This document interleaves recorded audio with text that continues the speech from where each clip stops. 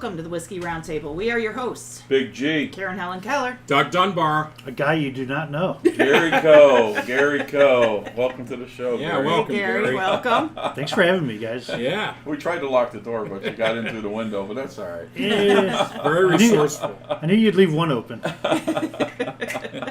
Told you not to tell him where we I know. lived. It's Come like, on.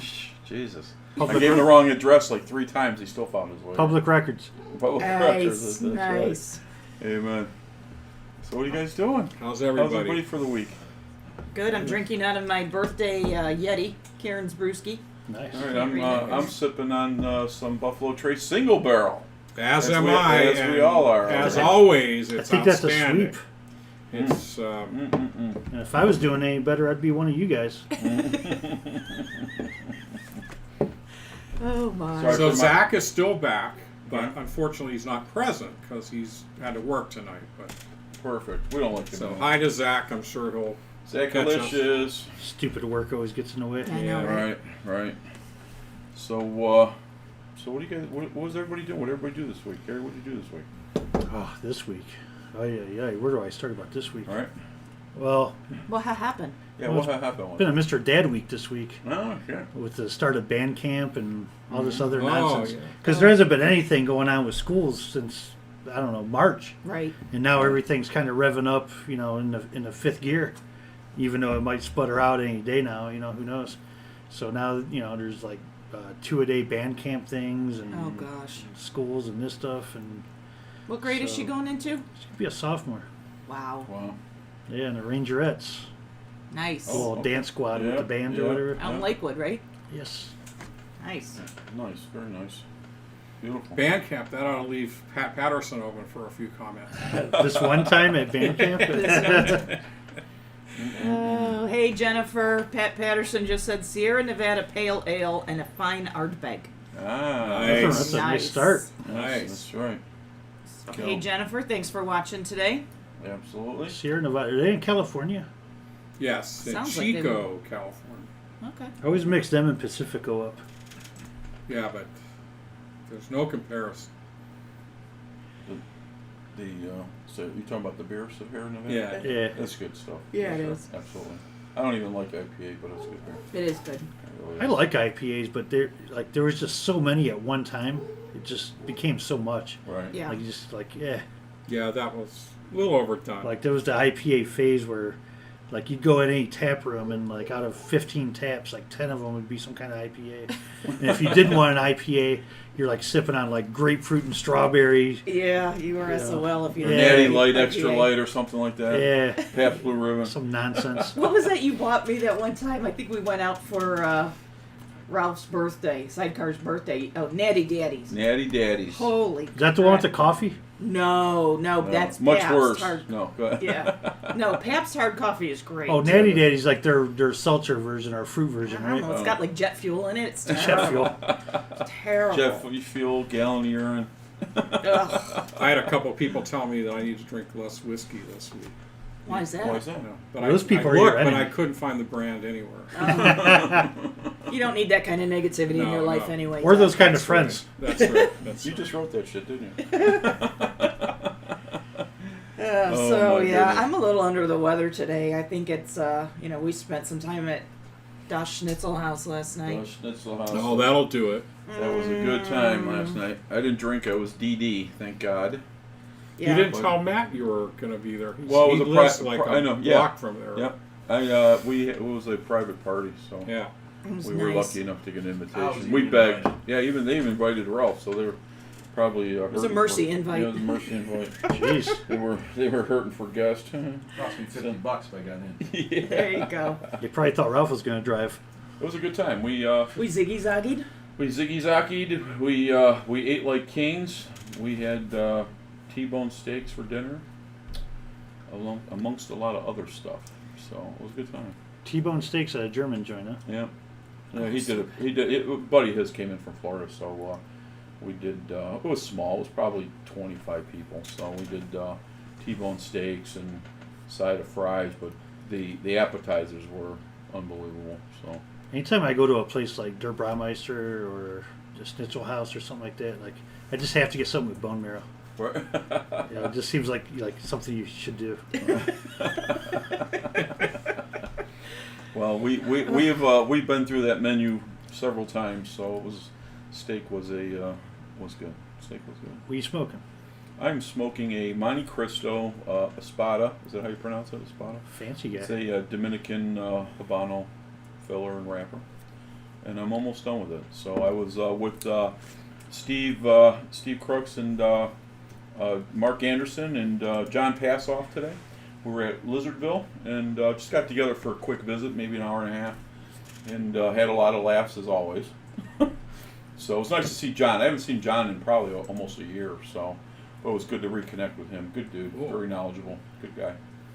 So we're off next week, July the 3rd, and we'll also be off on the 17th and the 24th. So I guess it's kind of a vacation month here in July for the Whiskey Roundtable. But we will be here on the 10th and the 31st. Right. So, and then as per our tradition, next month, August, will be Scotch month. Whiskey Month here on the Whiskey Roundtable. Amen. So we'll be looking forward to that. We're going to have to stock up on our scotch then. I'll be Yeah, at we full gotta figure attention. out. Yeah, We we're got to do getting our low. calendar after the show. Figure Yeah. out what we're doing when. But yeah, so That'd be cool. Awesome. Good Awesome. deal. Awesome. So, Gary, I appreciate you making the trip today. Man, thanks for having me, man. So, I always enjoy listening to it when I'm driving around and stuff like that. It's nice to stop in. I like that you comment on the show and we don't never answer you. That's cool. Yeah. It's like all my other friends. I'm sorry. Sometimes things get kind of busy over here, so and I Right. miss We'll have some to stuff. make a special. You know, I Thank switched the cigar I was smoking. I was gonna smoke. I didn't really time it out or whatever, but I was worried. All right, well, if someone asked me what I'm smoking, the cigar that I was gonna smoke was an Alec Bradley Corinthian leather, and I was like, wait a minute, how pretentious does that sound? Right. I was like, somebody asked me that. I was saying I'm smoking Corinthian leather. I just don't think I could do Oh, it. my That sounds like I the mean, that's material. part of the flavor profile or something. Well, it's like a limited release, like Alec Bradley. I guess there's 4 regions to their company, and each one of their regional top of the heads or whatever, Right. came up with a blend, and they gave it individual names. And the one for the Rust Belt was called Corinthian Leather. And I got a couple from Dave at Royal Havana Royal over Havana your cigars, shoulder there. yeah. And I was going to smoke it here, and I was like, well, somebody asked me what I'm smoking. I have to say Corinthian Leather. I'm like, that sounds a little pretentious. So you switch your sweet or what? No, switch to a backwoods? No. It's just a regular old Salomon Maduro. All right. But I was like, how do I explain Corinthian leather? It sounds like something like couches at strip joints would be made of in the 70s or something, I tell you what, that Salomon is a great cigar. It man. is, man. Unbelievably good cigar. That and the Torpedo, I man, love are it, my yeah. 1A and my 1B. Dave was kind enough to ship us a bundle of 80 ring gauge cigars. Let me do So- that again, because I had you on the other camera there. There we go. Boom. Nice. You got to clear a chunk of your day for one of those. You ain't kidding. Those are You might pretty- need a spotter, Each too, on one the of other those end of is it. looks like a stick of dynamite. Yeah, they do. So that's a good cigar. Dave, I think Dave basically said he had those. So made they for are me, dynamite. They are. Yeah, They're dynamite. exactly. And you'll know you're smoking it too. Yeah. Oh yeah, it's gonna let you know that you're smoking it. Really? Yeah, it's a pretty stout cigar. You get carpal tunnel for the number of times you have to. So Gary, tell us a little bit about kind of your foray into whiskey. When did you decide you liked it, and tell us a little bit about I that didn't and really- what you like. I didn't really have a choice. I grew up in Georgia in the South. Okay. And my grandfather, my father, that's all they drank was Jim Beam and different kind of cheap bourbons. Well, whoa, son, Jim Beam, come on now, come on now, you're about to go home. Don't be dissing the bean. Oh, I'm not dissing it. I'm just saying, That's what they drank. believe me, my old man was out looking for a single barrel or something like that. He'd whip my ass if I started talking Found about the something single like barrel that. for $9. Woo! Yeah, right. And kind of funny, I'm the youngest by a long shot. All my brothers are way older and stuff. And there'd always be a bottle of Jim Beam around. My old man would come home and have a glass and a cigar in his chair or whatever, And you know how the Jim Beam bottle? I don't know if we have one over here. No, we have them. But no. you know how they have the picture of the guys on it, the Yeah. family, Yeah, the yeah. Noah and the Beam family. Mhm. So when I was little, I said, "Who are those guys on the bottles?" Of one of my brothers, and they told me they were missing drunks because you remember they used to put missing kids on milk cartons. Yeah, And this was all here about that same time. So from the time I was a little kid until probably about 7th grade, I thought they were like missing drugs, and then I was like, wait a second, why do they all have the same name? That's right. Yeah, there were too many to put on the bottle. I think I got 2 words for you. You're stupid. Yeah, I was like 6 years old. I didn't ever give no thought about it because, You're probably out searching too. well, anytime I could like sneak a sip, or like me and my boys, like we found some booze or something like that, would go out and drink it or something like that. You know, we weren't trying to read the bottle and all that. You know. Yeah. My father, so my brother found beer and alcohol very early in his career of growing up. He was probably like 7, I don't know. But Was that under your bed?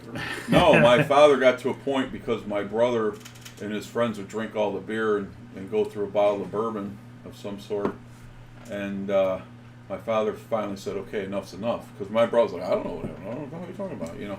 So my father put everything, all his booze and beer in the trunk of his car. It's No convenient. matter what time of year. Didn't matter what time of year. Oh, So- that's not necessarily so good. So Especially not this time of year. one day my brother, now he's of age, he wants to drink some beer. My dad gave him the keys to the car.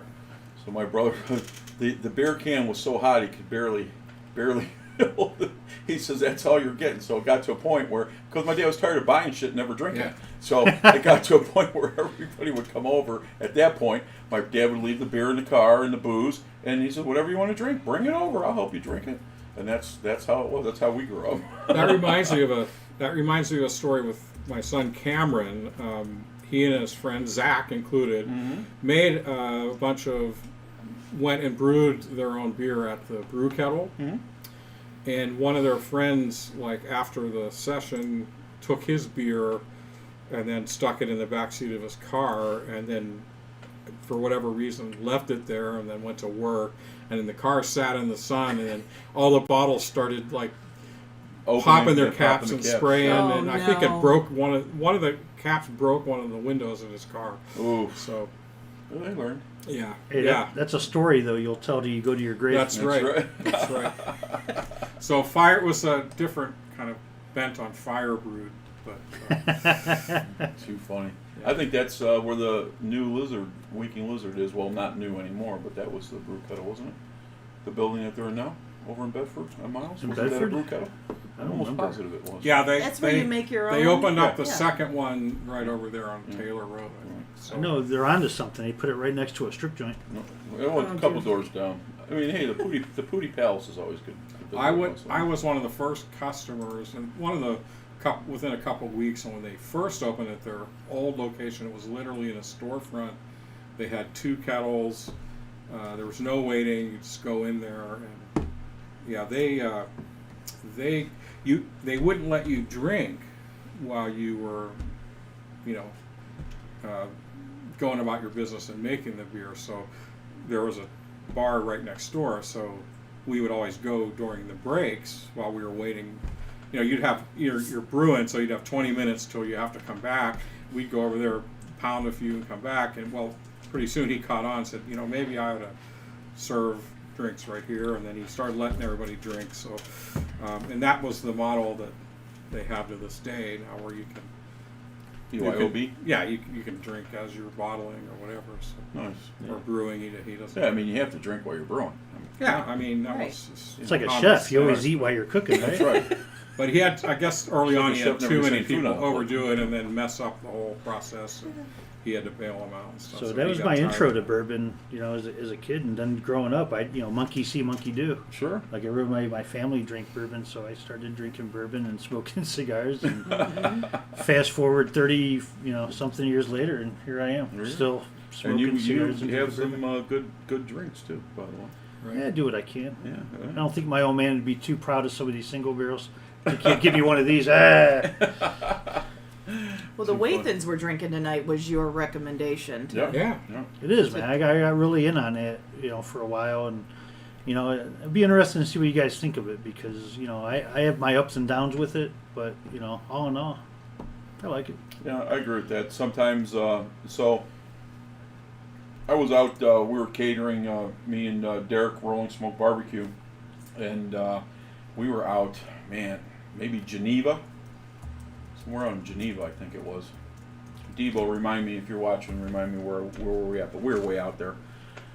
And it was me and Rich and Derek, and we're doing a wedding for a friend of ours, and it was like, I don't know, 2 o'clock, and I'm like, they had brought some beer, and I'm just like, okay, just can't do it, you know. So I said, all right, I'm going to disappear. So I ran down to the Giant Eagle about 2 miles up the street, and they had this little closed closet liquor store. I mean, you know, half the size of this room, you know. So I'm walking around, and I saw that bottle, and I'm like, oh shit, I haven't had that before. And then there was another bottle, and I don't remember what it was. It wasn't Angel's Envy. It wasn't a Buffalo Trace product. I don't remember what it was.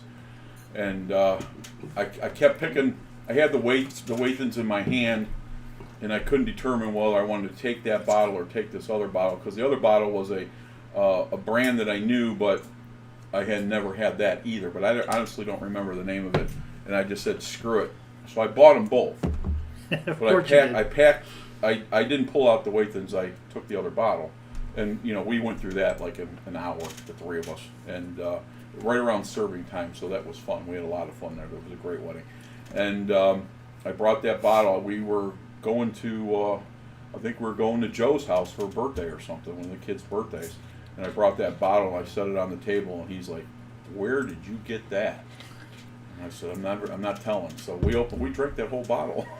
And it was good. And then I've had it since, more than just recently. I mean, I had it after that another couple times. I saw it on some other store shelves local, and I bought it again. And I was kind of on the fence of it, but it's one of those, in my opinion, the more I drank it, the more I liked it. So I'm hoping that's the same thing today. I know that they've never had it. Yeah, it's not that regular. Like anytime I want to get a bottle, I always have to go to the Ohio Liquor Control's website. And they have an interactive website where they'll tell you what they should have in stock. Right. And it's always like 2 or 3 different places. Like last time I had to go to North Olmsted. This one I went out to Bay Village to get it. Wow. You know? Yeah, when I was at the liquor barn in Kentucky, yeah, they had plenty on the shelves. So it's available. Shoot, But I tried again, to get Ohio everything. is always a challenge. So, Amen. Amen to that. yeah. And I noticed there's 2 different labels on that bottle there. There's 2 different labels on that Yeah. bottle, so I don't know what the story is behind that, but I'm sure it's the I don't know if the it's marketing old label, guys new bottle, have to new earn. label, so to say. They have to Rebranding. feel like Rebranding, they're yeah. earning their keep. The So white one does pop a little bit more, you know. Maybe they want it to stick out a little bit more on the shelves or something. Well, it's very beamish looking. It the is. white- Right. with the white label on it and the shape of the bottle and all that.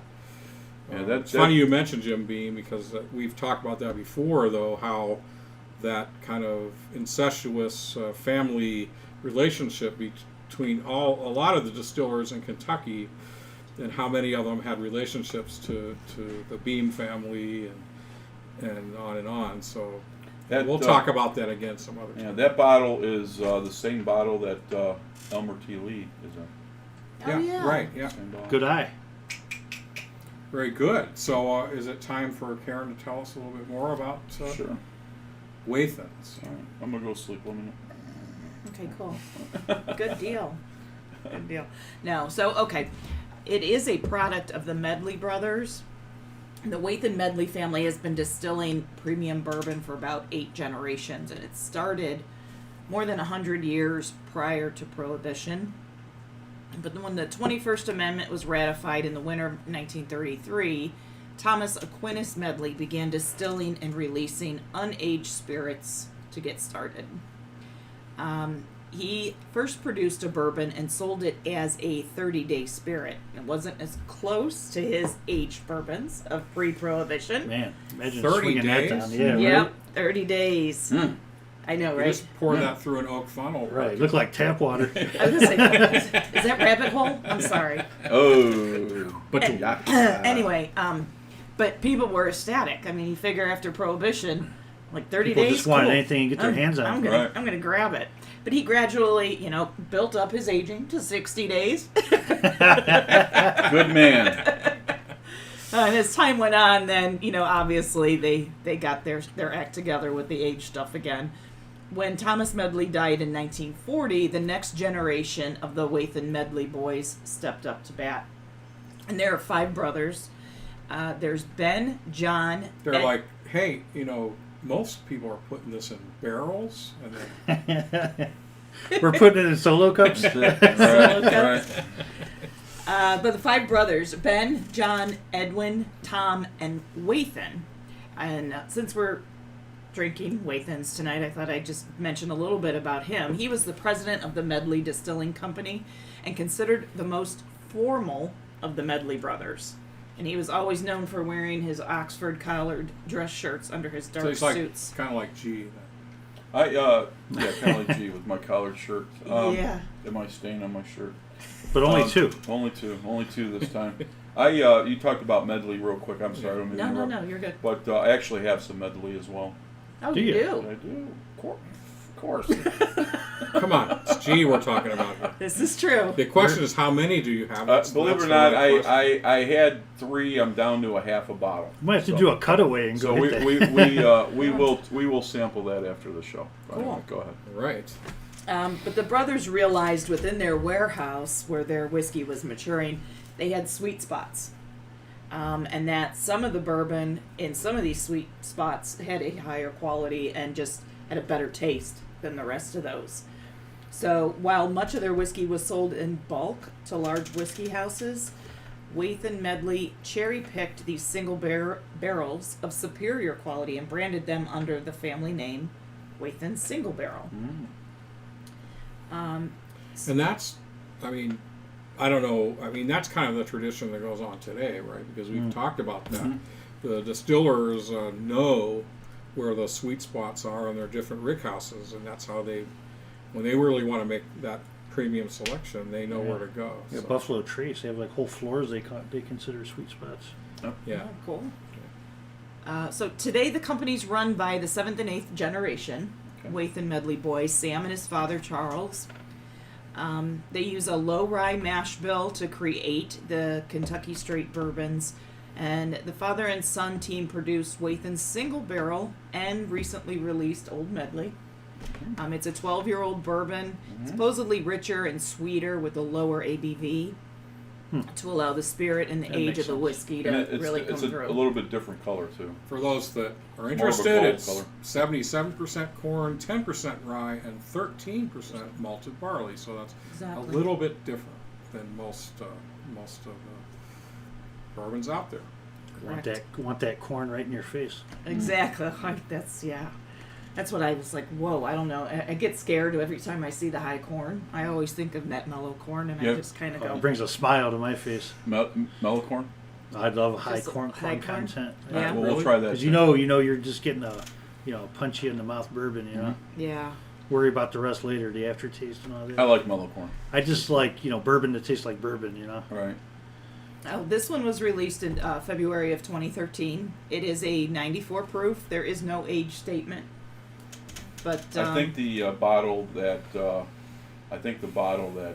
Gary brought is a 95 and change proof. oh, I wonder if I'm they, almost positive. I wonder if Ish. they upped the proof. Yeah. Ish. Just we'll check the alcohol here. Well, who really knows? I mean, if it, we don't really know how old it is, and the longer it sits in a barrel, it loses a little bit of proof. So But if you're in a business and you have the leeway, Can I grab that bomb? you go right ahead.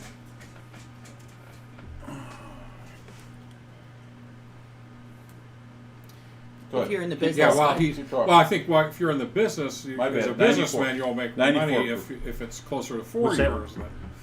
But it just depends, because obviously they care about what it ends up being and how people respond to it. 94. Both Um, 94. Okay.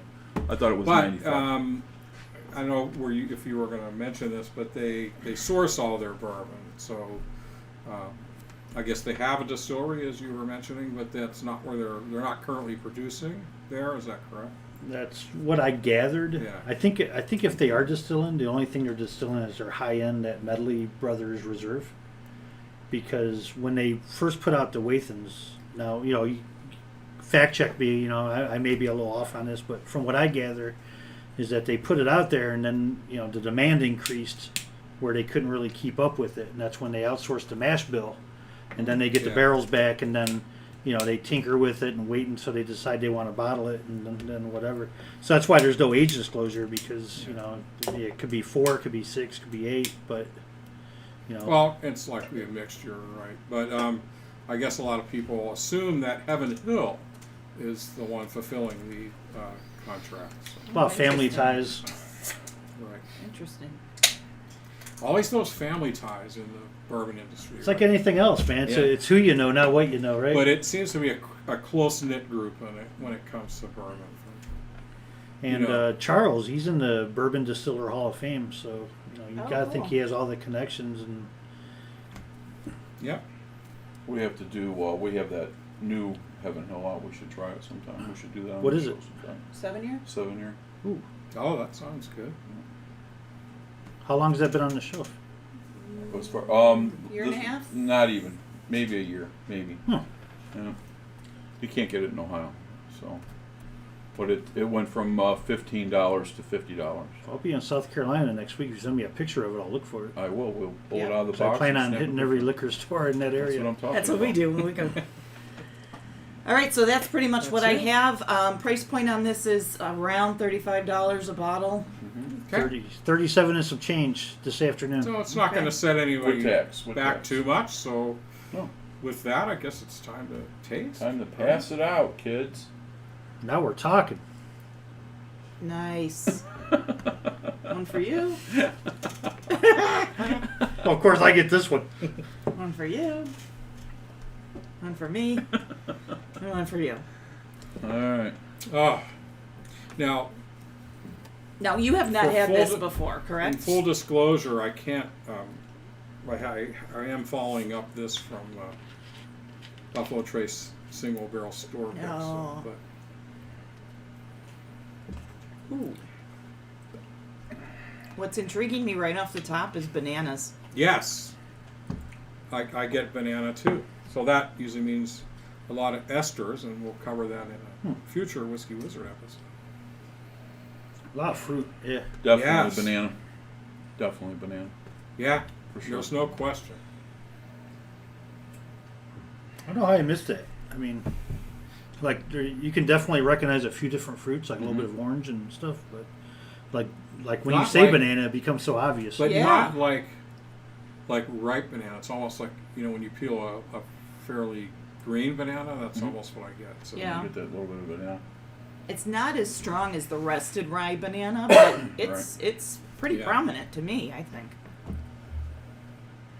It smells great. I get a does smell little, really yeah, good, it huh? does really have a great nose. Yeah, I get- get a little get bit the- of oak, of course, and a little bit Gary's of already in. little bit of started vanilla, drinking. You're gonna need a refill. and there's a little bit of a berry going on there, which is Yeah, almost, it's definitely fruity. There's but it's no doubt not about a it. heavy. It's almost like No. a strawberry or something. I wouldn't say a dark fruit, Yeah. but definitely. Yeah, obviously your caramel, your vanilla. I get. I'm trying to pull out any oak, but I can't smell any oak. There's pretty decent legs on Like this. walnut or something, or What Yeah. was the proof again? 94. 94. So what I pulled is that the nose has slight traces of alcohol mixed with very light traces of new wood, straw, and vanilla. Well, strawberry. But Strawberry, I yeah. got strawberry, but not straw. I don't get straw either. I'll tell that to the cop on my way home. There's only light traces of alcohol. Yeah. And that stop sign was green when I went through it. Oh dear.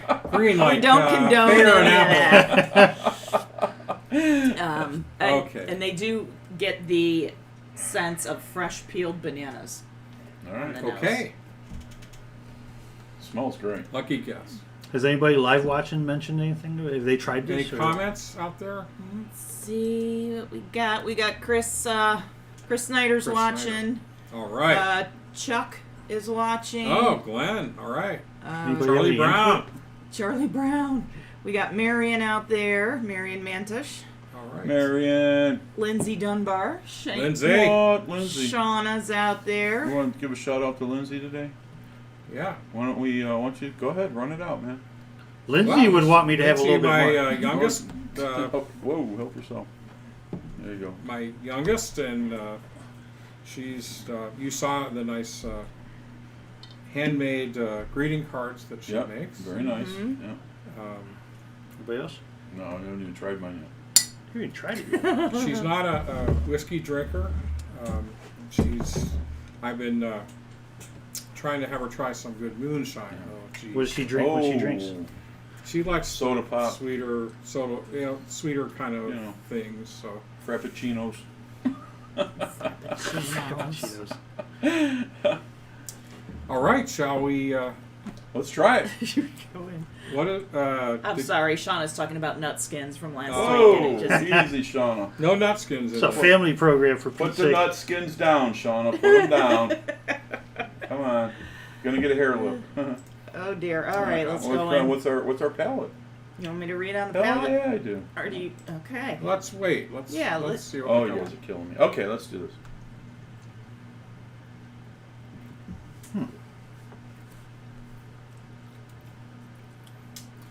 So the palate At first, I get a ton of earth out of it. very Yep. different from the nose. The nose is very light, fruity, like we were talking. I get so much on the palate. I get a lot of vanilla. It's a vanilla bomb as far as I'm concerned. Not a lot of heat. It's not real peppery. I get. Yeah. I definitely That's get good. cloves. You said cloves, Doug? Mhm. Yeah, I get the earthiness that you And mentioned, then- Greg. So we're talking about with the clothes? Yeah, some kind of citrusy, little bit of citrusness. For me, the palate's Like almost the citrus same as the peel or nose, something. man. Like, yeah, it's Really? very close. I may not be as refined, but I'm not getting any No. banana. I get like a second rush of fruits. Yeah, Oh, but I hey, do. there's It's no very right fruity. answer. I said, yeah, very fruity. No right answers, but yeah. Thank goodness. I would say some kind of berry. Get a little On the finish, the aftertaste, I get some kind of berry, whether it be a raspberry or something like that. But it's definitely some kind of fruit on the aftertaste.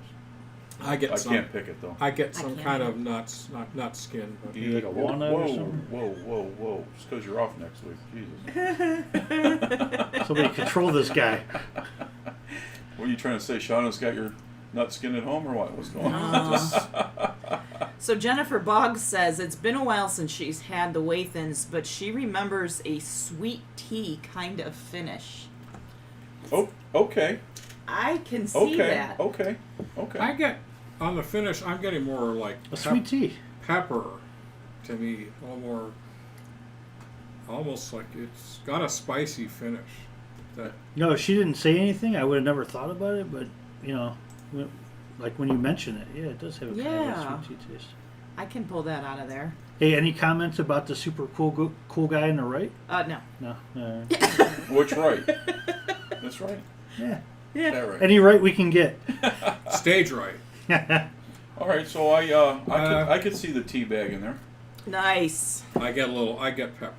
A little I bit do. more spicy It does have pepper. some spice, but it's not terrible. It's not a terrible spice at all. See, to me, I think the nose and the palate are completely opposite. So it's interesting. Yeah, That that's what I you see didn't the catch same. much fruit. I didn't catch any of the banana. None of that. Yeah, maybe I'm just a raging drunk. I have to be honest. Well, I have to be honest. I like the nose better than the palate.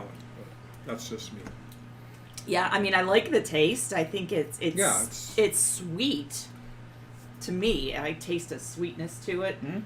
At first, it's earthy, like you Yeah, said. it's As soon definitely as you earthy. said As soon it, as it's you like get the I don't want to say like dirt. Well, but, dirt, they're earthy, right? Dirt, Yeah. grass, whatever. Boom.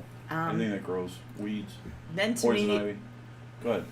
it's poison ivy. Great. But no, I think it does. I do get the pepper Yeah. later, and right in the middle, I get a sweetness to it. I like it. I could hang out with this by the fire. Sure. And just have no problem having this for an evening. The finish is completely different for me. It is. Yeah. It is. Like for me, like it leaves your palate quick. It It's does. It's a quick ride. Yeah, it It is. is, A it is. quick ride, That's it. and the nose has you. Though the nose is so tremendous, you're expecting all that complexity Right. to be in the palate, but it's not. But it's not there. Not as well. It's not there as much as what you get on the nose. When I was nosing it, I was expecting that it was going to explode on the palate more than it does. But I mean, I think it does a little bit at first, but like I said, it's a quick ride, man. It's like the teacup ride at the carnival, man. Like you go around for about 20 seconds, yeah. and then you just get off and wonder, what am I Get going off to and do you're now? all like, "Where's my underwear?" And you stumble around. That's probably very Now what? accurate. Yeah. I lost my purse. Oh. And yeah, that could be good and bad. Like, you know, like it doesn't hang on your palate forever. Mm-hmm. But, you know. So the notes that I pulled said the palate, it says initially you're presenting with a strong taste of clove and walnuts. Okay. And I think you smelled walnuts. Or I said nuts. He said Well, walnuts. I had some not kind of nuts, nut. I was just, I don't know, but one nuts, nut. not another. nut, but not nut skin. That was Right. Gotcha. Okay, and then lingering behind that is a light, sweet orange citrus taste. I had some okay. citrus. Yeah, there. okay. So you kind of nailed that one, Doug, with the clove and the Yeah. orange. Go, boy. The bloodhound. The finish, it Never know says, where that nose has been. Go ahead. Yeah, don't. the finish, it says it starts off with a mixture of charred wood and lightly spiced pepper, I don't get the charred wood. I don't know. We had pepper. Right? and Yeah, what's ends the pepper? on tones of sugary raisins. I didn't So- get the. I didn't get that. I didn't get any sugary finish. Let me check again. I got a spicy, I'm with you. spicy pepper. Still no raisins, but I'll check again. I think that's where the sweetness But I was again, talking and I about. just this nose. You know what, though? I think that might be what it, like that sweetness, like raisins are sweet. So, you know, it might be like a beauty in the eye of the beholder type thing. Yeah. I don't Right, know, Ralph? I don't have to be disrespectful to it, but I could like nose this and drink something else. But no, it's good. It's good. I think it's on all around pretty darn good whiskey. Yeah, So, I think it's a what, solid pick. What do we So rate? if I came up to So- you, Doug, and I said, "Hey, I'll give you, give me $30 for this, would you?" Oh, absolutely. Yeah, So absolutely. It's a good hang whiskey, no problem. 1 to 5. Yeah. What do you vote? Let's go. 3.75. Okay. Yeah. 3.75. Interesting. Oh wait, that's not my score. That's yours. Oh, my bad. I was Sorry. putting it in the wrong place. All right, what do you think, What Doug? do you got, Dougie? Wait, you're 3.75. Is Yep. that right? Out of 5. I got to make right? sure we keep the numbers right for our future plans to actually provide this. Do something with information. these numbers? Yes. Yeah. I'm going to give it a 3.5. I think, they kind of have a complex, long history, which I wish the taste was as complex and long as the history. But no, very, as I said, awesome nose to this, just incredible. And it's there's nothing like really negative to say. It just Nope. didn't wow me, but I really liked it. Karen? You know what? I'm teetering between a couple, between your vote and your vote. But I think I gotta go with the 3.75. It's a spirit. It is a spirit, yeah. Yeah. For spirits. No, I like there's You sure don't 3.74 or 3.76? No, 3.7. 3.74, You could bend the curve. You go 3.76.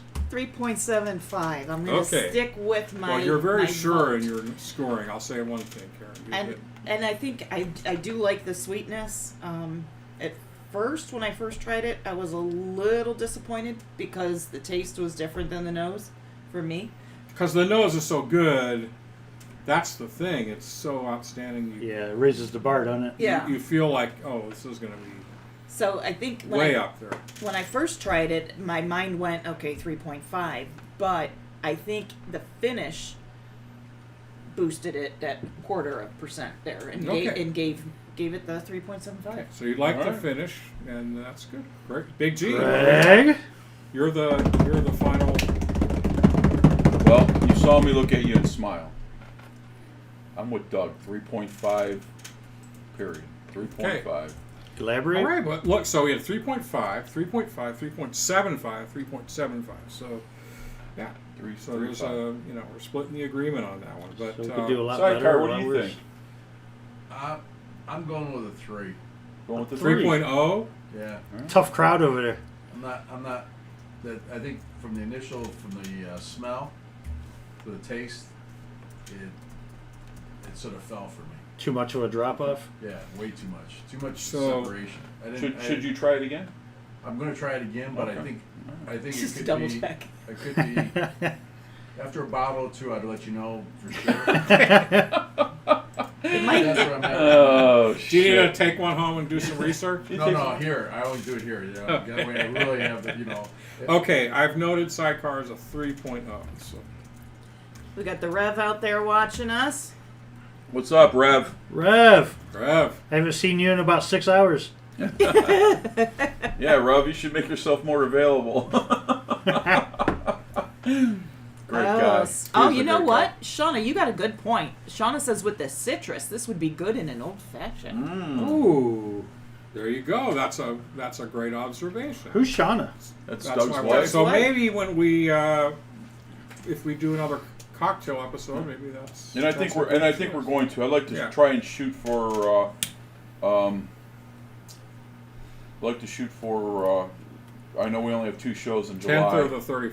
Yeah, so I'll talk to Steve and see what he's got on his agenda. And we'll So go we from may there. have another take on the cocktail making, which will Right. be fun.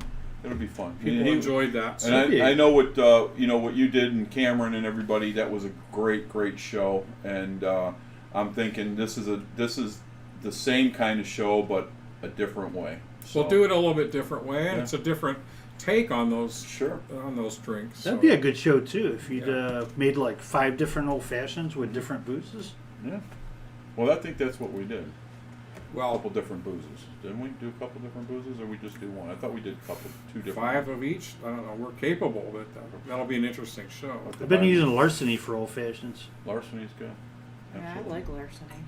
So I don't know. What's the wizard got to say today? Yeah, Wiz. It's about time for the Wizard. Well, we have a special episode. This is our last show before the 4th of July. So, anyway, let's watch the Wizard, and we'll see you all in a few minutes. Be right back, kids. Stay tuned. Stay tuned. Whiskey Wizard. It's the Whiskey Wizard.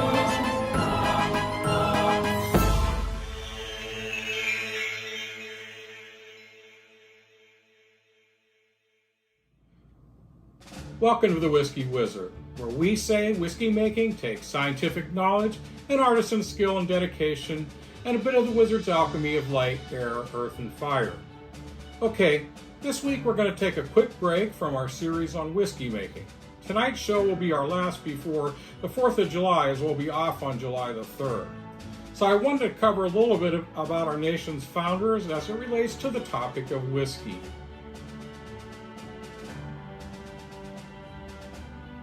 James Madison was known to consume a pint of whiskey a day, but that, it seems, may have been a bit below the average for the time. The average colonial citizen was about a bottle a day drinker, as distilled spirits and fermented drink were much safer to consume than water, and most people, including children, had a tankard of ale with breakfast. And the head of the household would likely include a dram of rye with his day's start as well. According to the Smithsonian, colonial Americans drank roughly 3 times as much as modern Americans, primarily in the form of beer, cider, and whiskey. In Colonial Spirits, A Toast to Our Drunken History, author Stephen Grass tells us this level of consumption was integral to the revolutionary spirit. As he writes, "In the drink, a dream, and in the dream, a spark." Reverend Michael Allen, who illustrated the book, adds that from morning until night, people in the 18th century drank. Benjamin Franklin was quite unabashed about his love of the cups, as it were. And it's noted as him having said, "Beer is living proof that God loves us."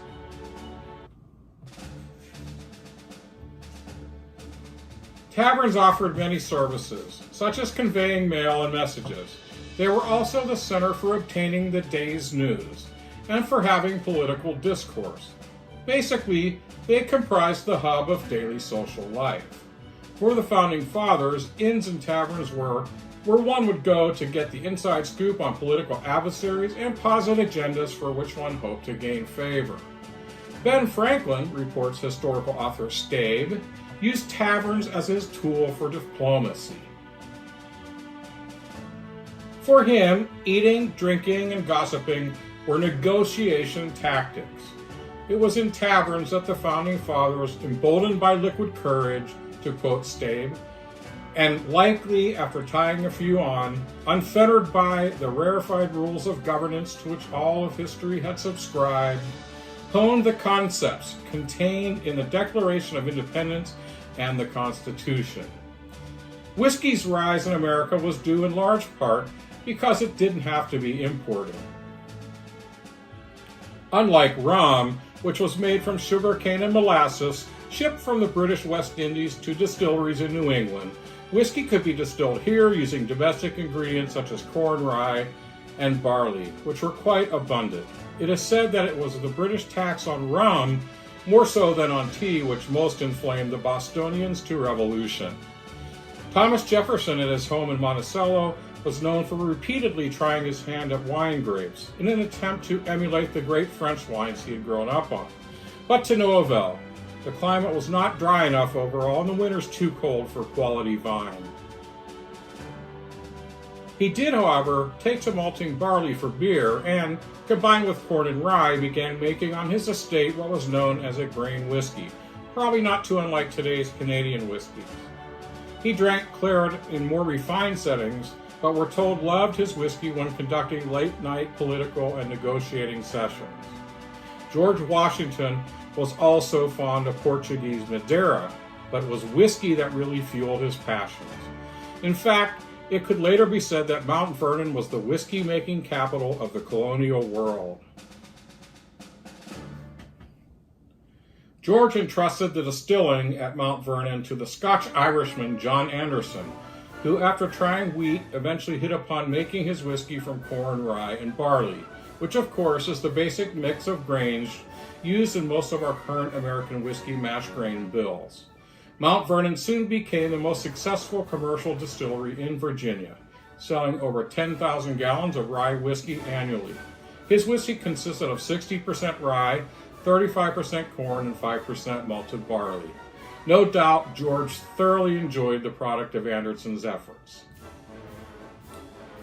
I assume when John Anderson arrived at the local tavern with some of George's prized spirit, no doubt he saw all good people turn their heads each day, so satisfied he's on his way. Archaeologist Dennis Pogue, one of the heads of preservation at Mount Vernon, is the author of Founding Spirits, a book about George Washington's infatuation with whiskey and his prominence in beginning what was to become the American whiskey industry. Pogue went on to excavate Washington's once prolific distillery and to rebuild it pretty much as it was. Today, the folks at Mount Vernon still dress in period garb, where they have been making our Founding Fathers' signature rye whiskey again since 2006. In 1797, rye whiskey made there is still one of the most coveted bottles sought by modern whiskey enthusiasts.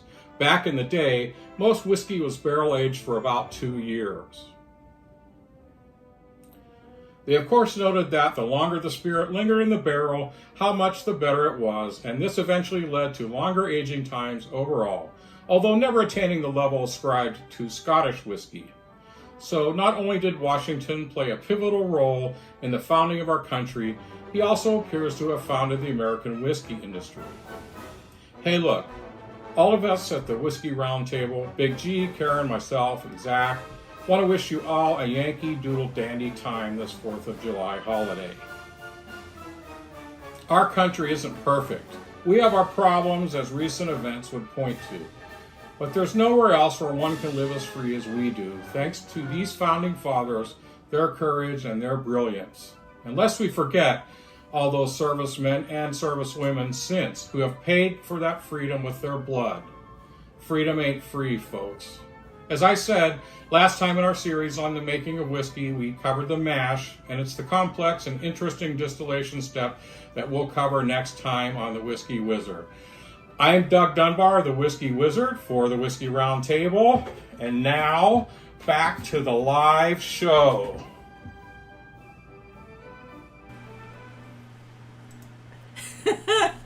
I'm sorry. I love the hat. I love the flags. That was classic. Great job on the Whiskey Bravo. Special whiskey wizard for the upcoming 4th of July holiday. And yeah, we do wish you all that the best 4th of July. And yeah, I never realized how much people in the 18th century were drinking. Sure. But when you think about it, it makes Yeah, nothing sense. else If to you do. can't drink water, I mean, Right. and you have to have some, probably at least 8% alcohol to make sure that the water is good. Well, I love the part that they had a tankard of ale with breakfast. Even the children. Even the yes. children. Yeah. Tell And, them. whiskey had a lot to do with the Declaration of Independence and the Constitution. Sure. So. Sure. They don't teach you that in No, Ninth that's grade not history. something I learned in school. But anyway. And I'm now you piqued my interest because there's one part where you said colonial Americans drank 3 times as much as modern Americans. I want to meet those troopers because I know how Amen. much we drink on a weekend. I like to think we're throwbacks. Why are we? Why are we in there? Well, there's a mouse in my pocket. That's all. They Anyway, couldn't drink this, for one thing. That's true. But, yeah. we're throwbacks. That's they true. had- all right, we So sometimes think we overdo it as a culture, Right. but not so compared to those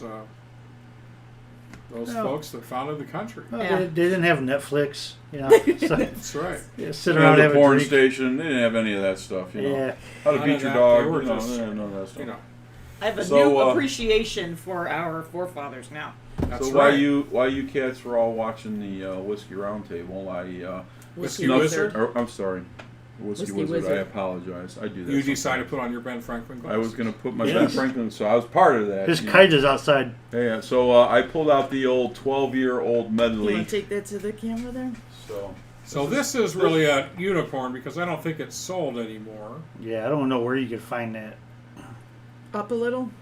There you go. That's a 12-year-old, huh? that's 12-year. And it says medley. No mention of Wathen.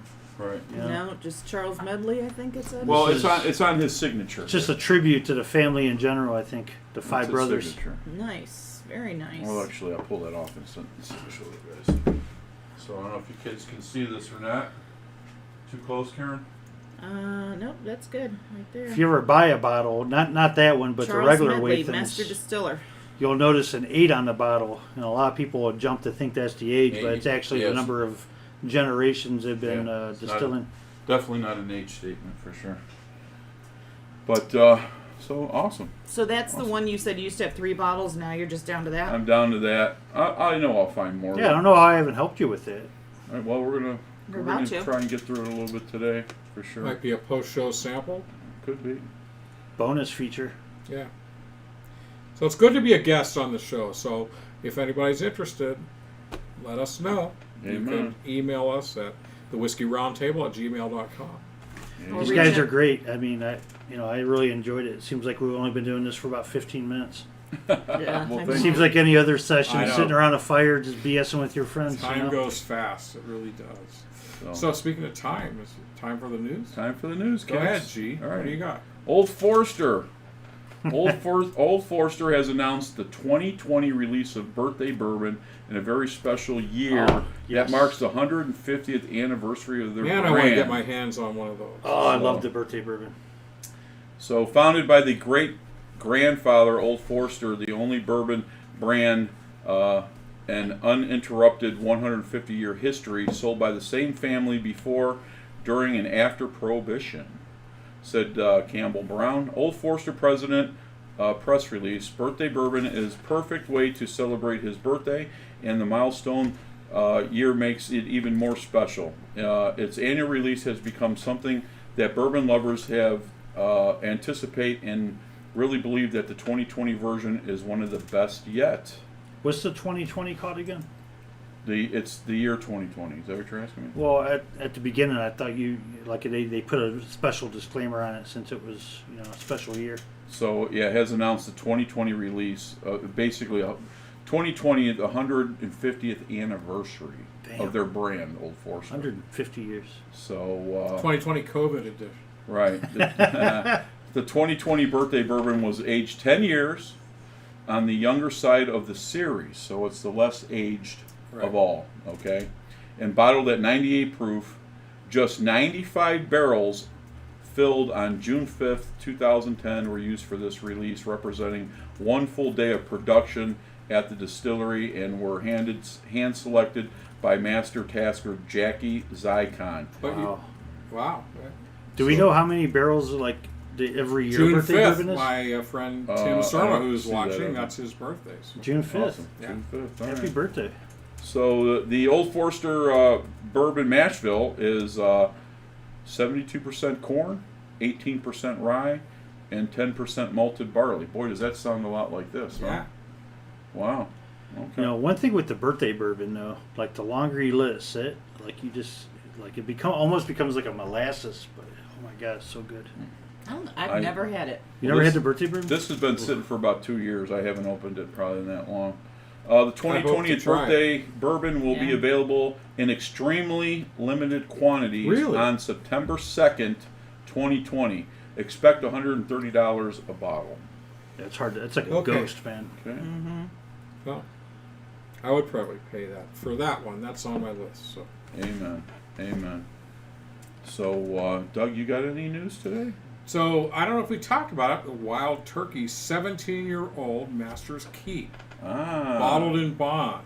Ooh. So let's see. The release is this month. So this is a June release. Availability is 14,400 bottles.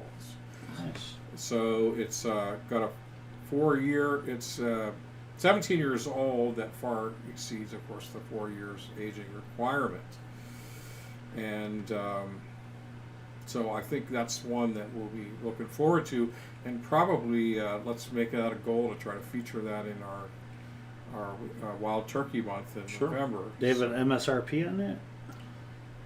$175 MSRP. So All right. Yeah. Sometimes you got to pay for nice things. you're gonna have to pay for that one. So, you done? I got one. Okay. Did we talk about Weller Single Barrel? Ooh, no. No. Go ahead. No. Okay. Please So do. yeah, released also this month at 48.5 ABV. There's not an age statement on this. It's a single barrel version of their, of course, wheated bourbon mash bill. Very limited number of barrels. They don't say how much. So, but anyway, that's something else to be looking for. Weller Single Barrel. So, out this month. Awesome. Damn. Again, probably not in Ohio.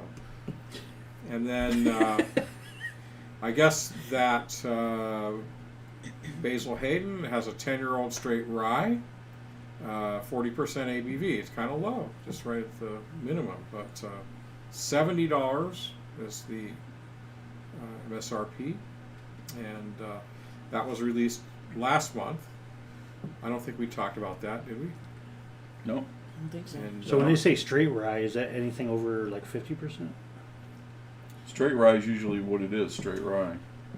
Like Yeah. no corn, like how bourbon could be, 51%. no, it just means that, of course, that it's minimum of 2 Okay. years, all that kind of stuff. All right. So yeah, and then you got more? I do. Because why don't you go and then All right. I got something else when you're done. All right, so we talked about Jim Beam. Yeah. So Jim Beam is bringing back an old product called Old Tub. There you go. Old Tub, bottled and bond. Old Tub, bottled and bond. So Jim Beam, bottled and bond, Old Tub. The Old Tub label dates back over 140 years when David M. Beam created his first brand in the Jim Beam family. 8 generations later, Fred Noe and his son Freddie are still carrying on that distilling legacy. While visitors to the Jim Beam American Still House in Claremont, Kentucky have snagged themselves a 375 flashback of the throwback bourbon. This will be one of the first times a full-size 750 milliliter bottle Old Tub will be found on the shelves around the country. Yeah, because you can only get it at the distillery today. Does it say how much? So I'm getting to that. So the release will is unfiltered at 100 proof, which Jim Beam says will allow the true rustic character of the whiskey to shine through. So I'm looking forward to that for sure. So Now, this, any explanation as for the moniker Old Tub? it was something that they had way back in the day. I remember seeing Old Tub way back in the day. Believe it or Yeah, not. I did some So- news on it back out and see if I have it here, but I think it's older than that. So whip out If your anybody wallets, in the kids. audience knows, let us. Whip out your wallets, kids. $23 a bottle. Woo! Oh, They'll start appearing on the shelves in late June, which is right now. Real So, tomato ketchup, Ed? real tomato ketchup right there. So we're just kind of breezing through here. Nothing that answers your question, Doug. Sorry. okay. So- Yeah, I'm trying to. I'm getting pictures of old tubs now that I'm trying to Google it. Just say Jim Beam Old Tub. Be careful when Googling that. Yeah. Yeah, right? I know it can be. Might get off the street and narrow.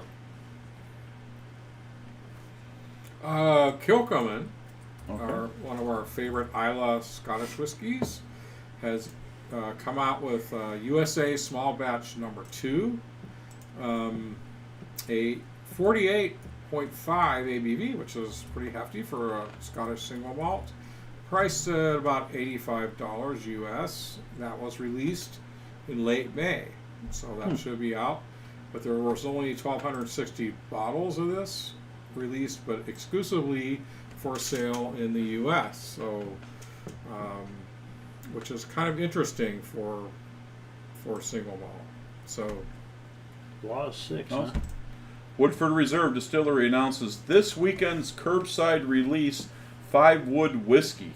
Oh yeah, Woodford Reserve Distillery series has introduced a 5-wood whiskey, an all-new expression arriving this weekend. So any of you kids going down there, try and stop there and get a bottle. The new release features Woodford Standard Bourbon aged first in oak barrels, then finished in 4 different casks that once held, if I'm pronouncing it right, Oloroso Sherry. Oloroso. Oloroso.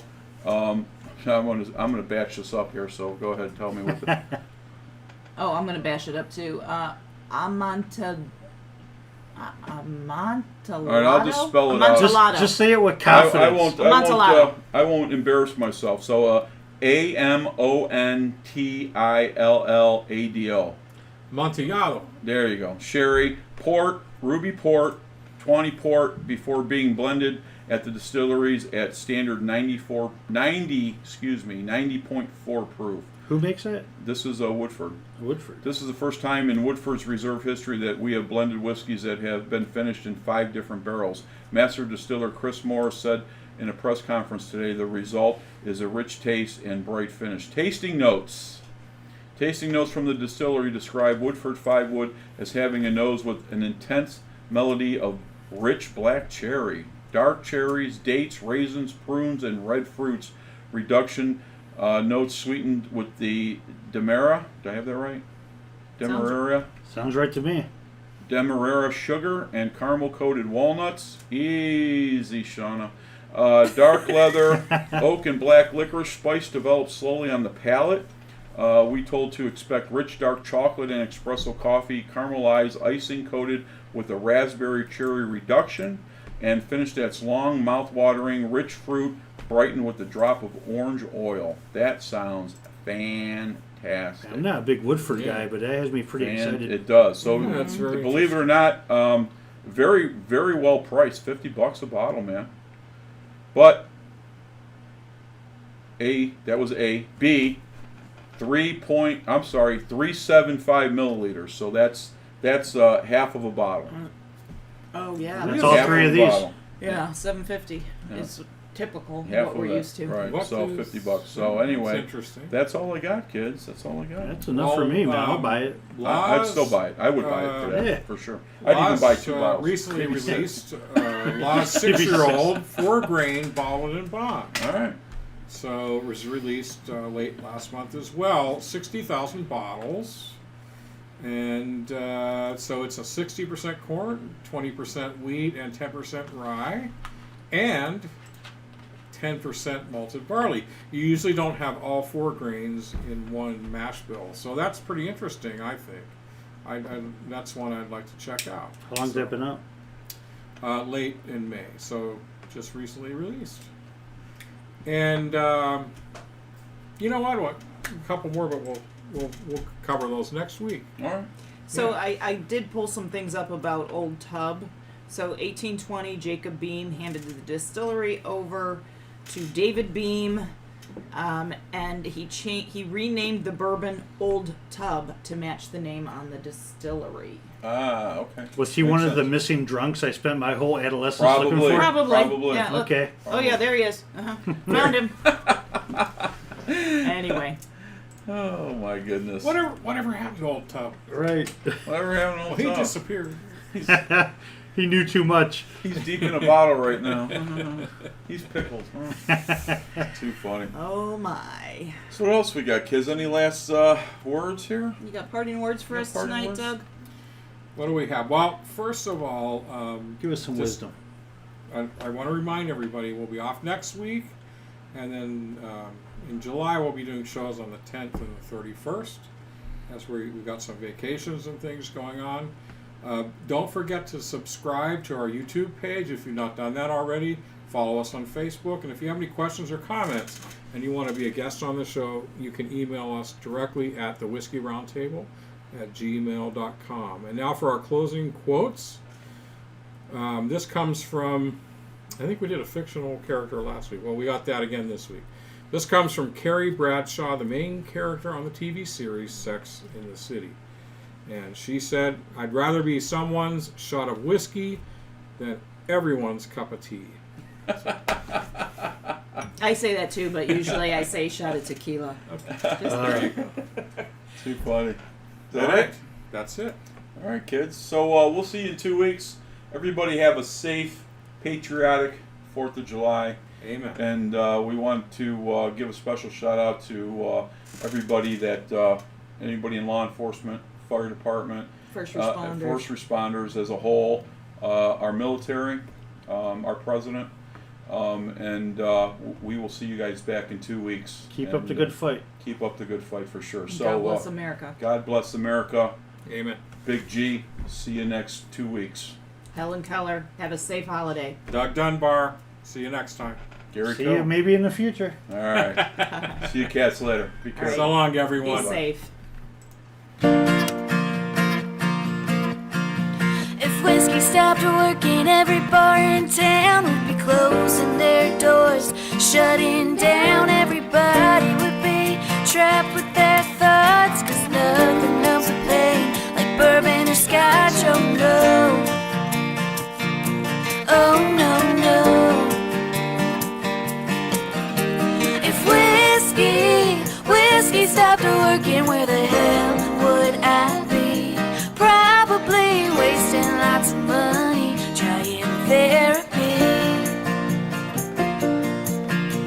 If whiskey stopped working, what the hell would I do? Honestly, to tell you the truth, I wouldn't be over you. If whiskey stopped working, if whiskey stopped working, if whiskey stopped working, if whiskey stopped working, oh, whiskey stopped working, if whiskey stopped, oh. Poor Jack D would be out of a job. Jameson and Bean would be cut off. Hank Williams' songs wouldn't make any sense. Yeah, this whole damn world would be a mess. Oh yeah, oh yeah, yeah. If whiskey stopped working, where the hell would I be? Probably wasting lots of money trying therapy.